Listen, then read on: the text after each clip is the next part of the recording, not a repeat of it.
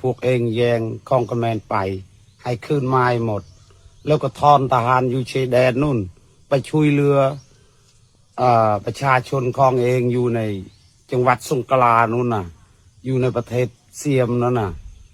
น่าจะฟาดินยกโทษให้ถ้าพวกเองไม่ขมาโทษคนกระแมนพวกเองก็ต้องเจอฟันร้ายตลอดต้องเจอเคราะห์ตลอดเลยไม่ว่าเองอยู่ในศาสนาอะไรก็ช่างอาตมาเคยบอกแล้วหลายครั้งใช่ไหมล่ะแต่พวกเองไม่เชื่อพวกเองมาด่าอาตมาต่อแล้วต่ออีกตอนนี้วายยังไงประชาชนเสี่ยมร้องไห้ทั้งประเทศพวกเองมาดูทุกดูหมินคนเขมรเขมรมีนามมาจากไหนพวกเองดูสิเบิ่งดูให้ชัดๆเลยเขมรมีแต่ข้าวกินเลือเฟือเลยตอนนี้อะไรก็มีอยู่อย่างสนุกสุขสบายไอ้พวกเองมันเจออันตรายตลอด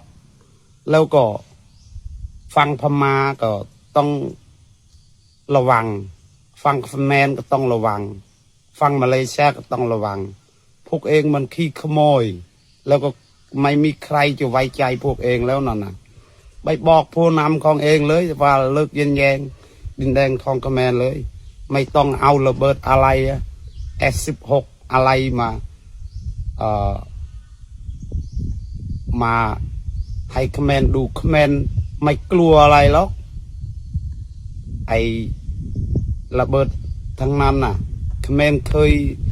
ข้ามมาหมดแล้วไม่กลัวเลยพวกเองเข้าใจไหมล่ะตอนนี้ว่ายังไงประชาชนร้องไห้ให้ขอความช่วยเหลือถ้าไม่ทอนทหารไปช่วยล่ะไอ้พวกโง่ชอบอยากจะได้ของคนอื่นแล้วก็ไม่คิดตอนนี้ดินมันชุบลงไปข้างล่างแล้วนั่นน่ะแกเขาเรียกว่าตกนรกเข้าใจไหมล่ะขอแชร์เยอะๆเลยไอ้คนเสียมไอ้ชั่วเขาได้ดูด้วยใจแรกพ่อเงี้ยมเอาเชื่อเลยคุกเข่าลงยกมือไหว้ขอขมาโทษคน